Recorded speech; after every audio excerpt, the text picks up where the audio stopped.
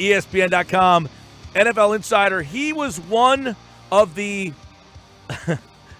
11% out there who selected the Philadelphia Eagles nationally to win this game.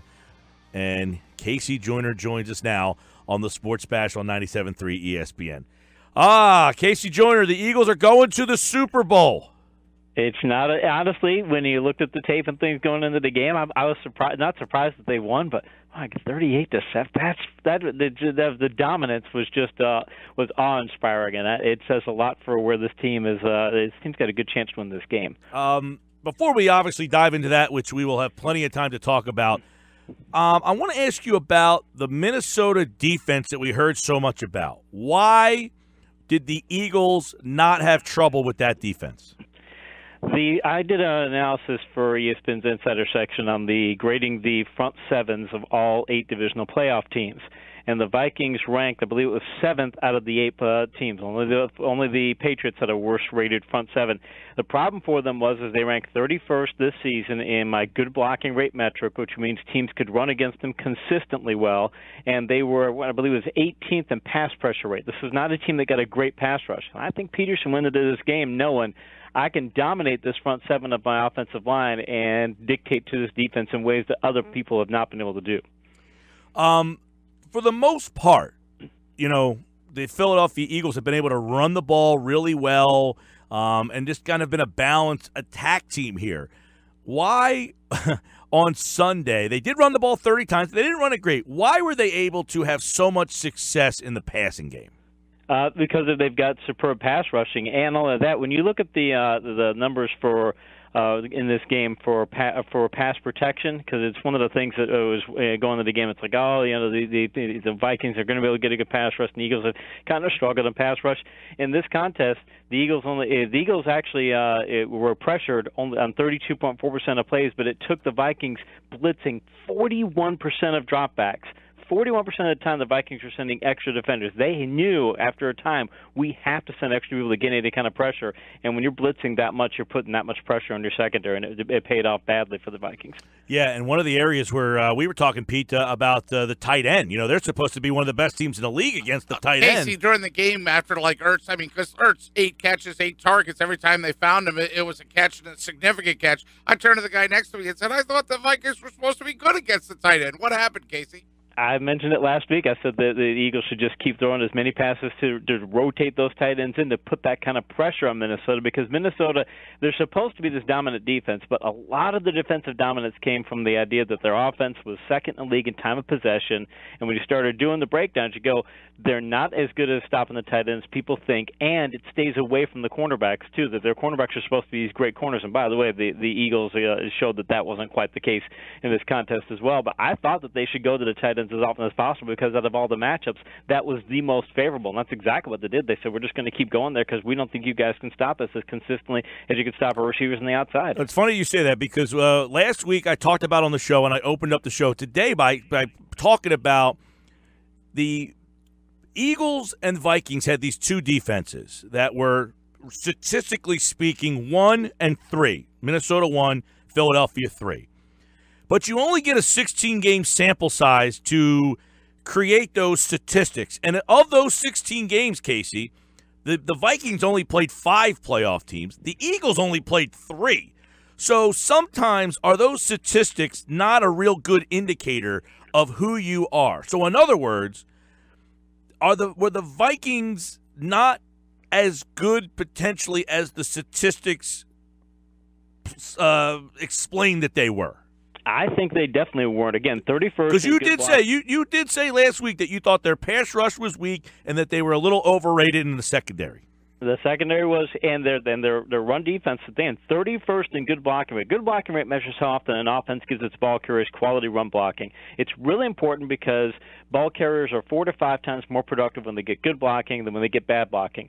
So you're 31st in allowing the other team to get good blocking. Now, mind you, they were really good at stopping big gains. So their thing was, we'll control the front seven. We'll make sure we control the front seven, and then we'll shut our blocks, or our safeties come up and make the tackles. But they're not good at winning point of attack blocks. That's not what you want to do against Philadelphia, because Philadelphia's offensive line can maul people and move people around and get big gainers. And on the flip side, Philadelphia's defense, they were first in the league in good blocking rate allowed, so they dominated on the offensive line, and then they would give up some big gains. That was their weakness, and Minnesota was never able to take advantage of that because they couldn't even win point-of-attack battles yesterday. Hey, KC, what did you see from Nick Foles? Did he just have that hallelujah Zen moment or what? I mean, why was he so successful? He had the highest total quarterback rating in the playoffs this season, 97.0. Only two quarterbacks to go over 97.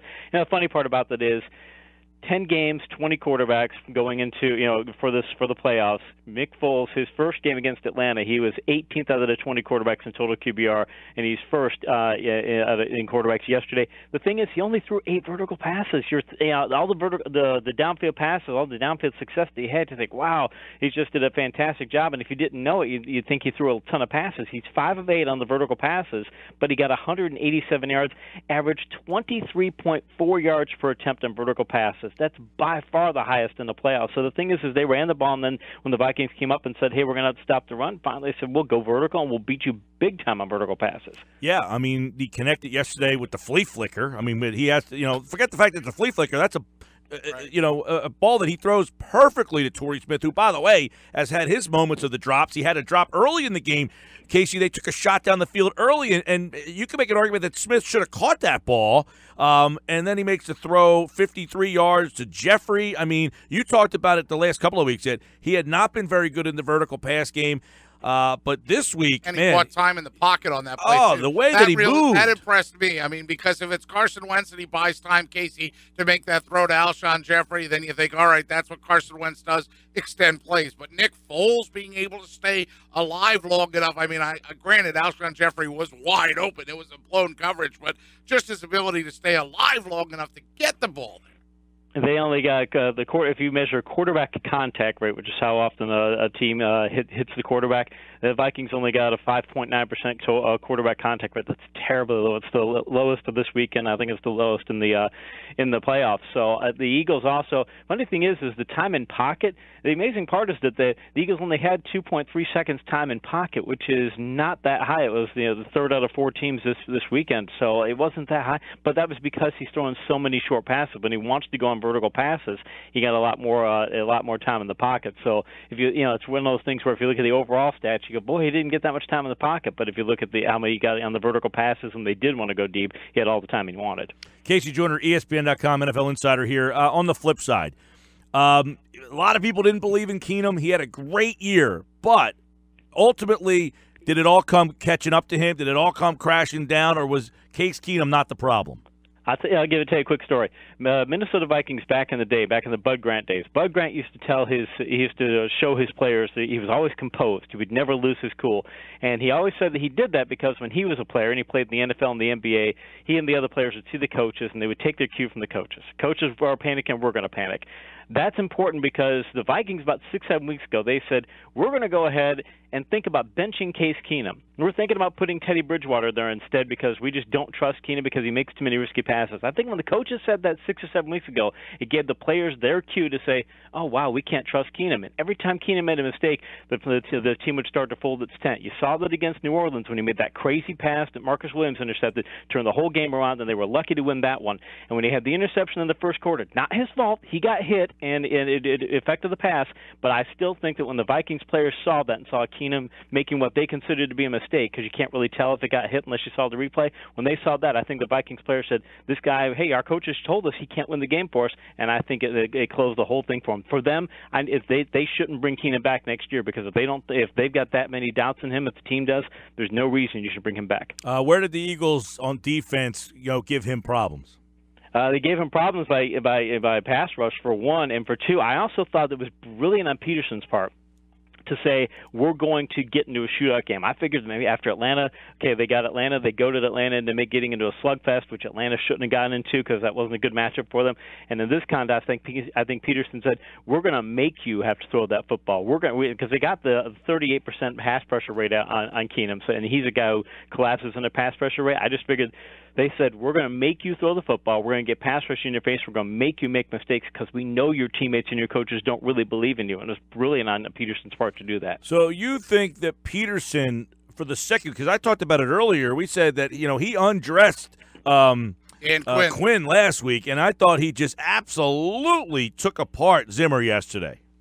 He did, and again, it was a matter of trying to get. When you look at Atlanta, well, the great thing is that against Atlanta, he said, "Okay, I'm going to goad you guys into playing a game that you shouldn't play. You think you can go smash mouth with us, but your offense is not going to win enough point of attack battles against our front seven, and your defense is not built to play that kind of a game." So you go to them into that, and then this week, I think he said, "Okay, I'm going to make you guys get into shooter. You guys think, okay, we don't want Keenan to the football. I'm going to make you. I'm going to blitz your quarterback. I'm going to get pass rush at your quarterback because I don't have to blitz. I'm going to get a pass rush at your quarterback. I'm going to make you rely on him. I'm going to go after your secondary in ways that nobody else did because we know we can dominate you up front." I mean, he got Minnesota to play a game that they did not want to play because they don't like playing shoot-up football. And he said, "Fine, I'll make you do something you don't want to do," and it worked brilliantly. KC Joyner is with us here. The Eagles, you talked about their pass rush. Chris Long, Barnett, those guys are the backups. You know, Brandon Graham, Vinnie Curry, Fletcher Cox, Tim Jernigan, they're the starters, but it's an indication of, and I thought it was a difference in the game, that the Eagles' relentless pass rush and the Vikings couldn't get to the quarterback.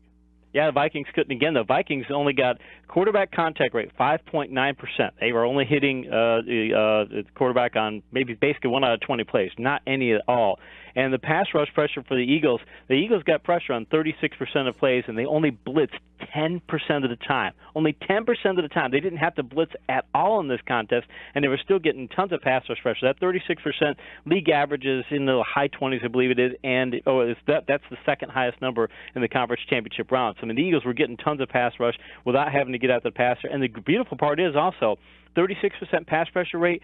The Vikings, their air yards per attempt, how much they're averaging throwing downfield, 5.2 yards per attempt. That's incredibly low. It means every pass, basically, you're dinking and dunking. So they're dink and dunk throwing. You're not blitzing, and you're still getting pass rush pressure. It's awesome by the Eagles front seven. What about their secondary? I mean, Diggs and Thielen and Rudolph. I mean, you look at the matchup there, and there was some concern that, okay, this might be an area where Minnesota can get you. And even with them being down in the game and Minnesota having to throw their way back, the big names – you know, Diggs had 8 for 70, but Thielen was, you don't know how much he was hurting. Apparently he was hurting pretty good, but he had 3 for 28. I mean, realistically, they just let McKinnon catch the ball out of the backfield and everybody else be damned.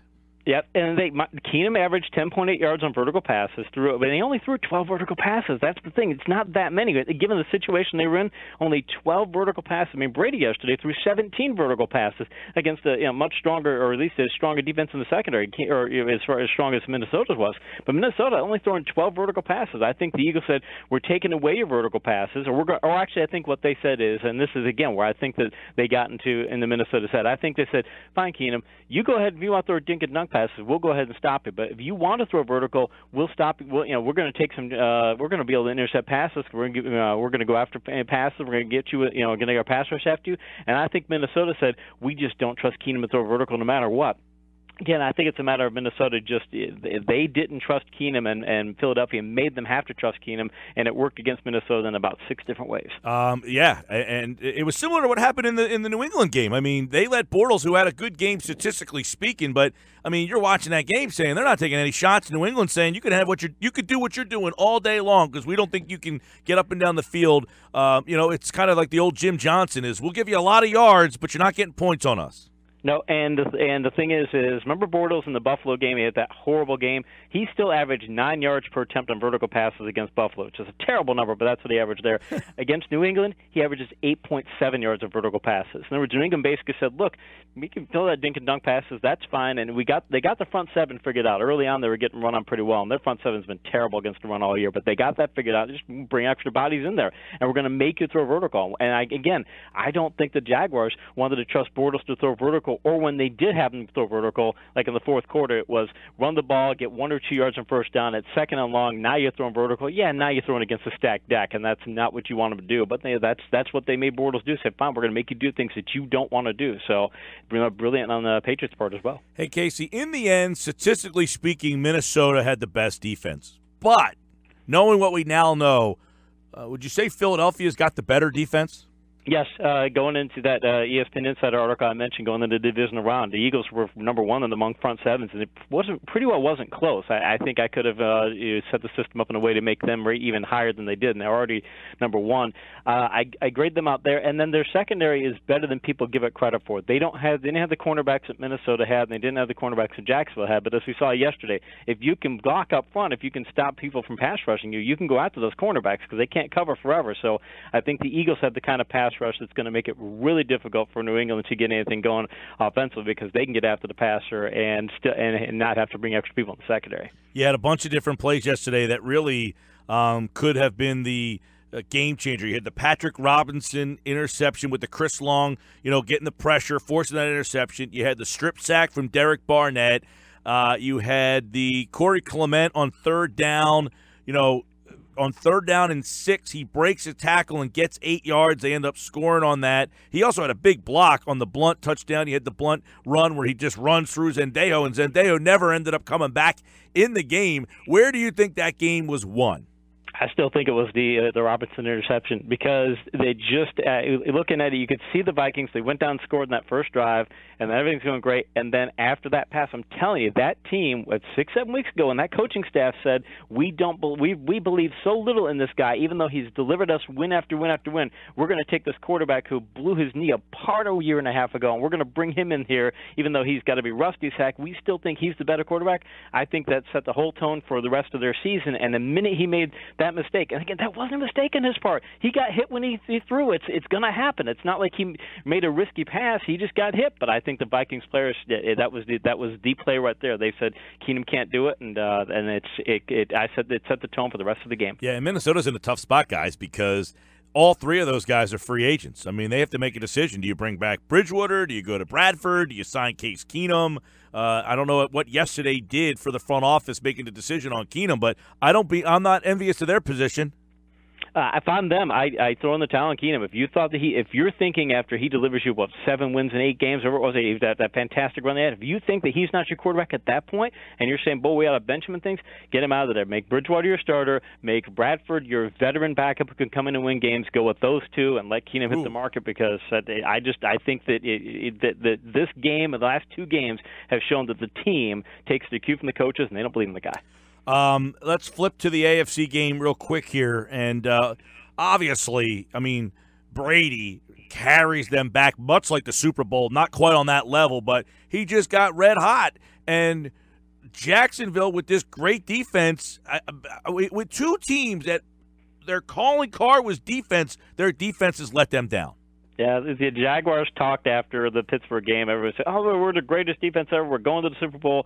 I pointed out on Twitter multiple times, that's the greatest defense of all time. They're supposed to be better than the 85 Bears, the 2000 Ravens, and the Steel Curtain combined. They're supposed to – they gave up 66 points over the last 2 games. That is not a dominant defense in the way that people think they are. You can run against them. Their pass rush is and you've been saying that all year.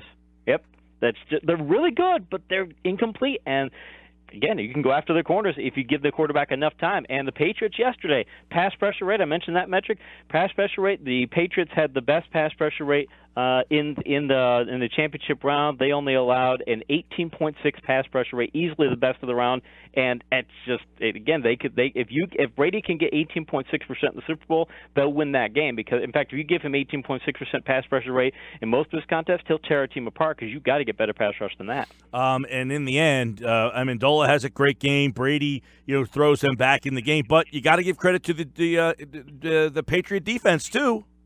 Yeah, and in situational football, because in the fourth quarter, you could see the Jaguars running the plays with 14 seconds left on the clock. They're not playing clock ball the way they should. They didn't lean on the ground game. They're not leaning on Fournette, or if they are, it's in very obvious situations, 1st and 10, that the Patriots are bringing people up and holding them to 1 or 2 yard runs, and they're trying these risky passes. And they had the play where they had the delay game where they got the first down. They did not master situational football. And you can be able to go slugfest the Patriots. You can win that kind of matchup, but you can't do it if you can't win situational football. So chalk one up for situational football. Philadelphia, New England. I know we got plenty of time to talk about this, but just on the surface, the matchup, your thoughts? My initial thoughts, I wrote something for ESPN's ESPN Magazine's Super Bowl preview issue, and I wrote it prior to, or like right after the divisional round. So I was writing it in advance for this because we had to get it published yesterday. And my initial thoughts were the Patriots have an edge here, but the more I'm looking at it, we'll talk about it over the next couple weeks, but the more I'm looking at it, the more I like the Eagles' chances a lot, because I think that there are things that they're going to be able to do against the Patriots that are really going to make the Patriots uncomfortable. My curiosity, though, is that Peterson's won the psychological battle the last 2 weeks. You don't win the psychological battle against the Patriots. I want to see how the Eagles handle that. All right. Who would have thought Doug Peterson matching wits with Bill Belichick would be must-watch television, right? I wouldn't have thought that you asked me this time last year. There's no way I think that, but the way he's done it the past 2 weeks, I'm convinced this guy is a savant. Savant. How about that, PT? There's a word for you. All right. Good one. KC Joyner here on the Sports Bash. He'll be back on Friday. We'll dig a little deeper into the matchup, and then next week we'll go full-fledged Eagles and the Patriots. And by the way, you can vote right now for KC Joyner in the Sports Bash Awards for your favorite NFL guest. And he is in the running right now, and he is neck and neck with his friends Sal Paolantonio and Brian Baldinger for your favorite NFL guest here on the Sports Bash. Vote now at 973ESPN.com. Thanks, pal. Appreciate it, guys.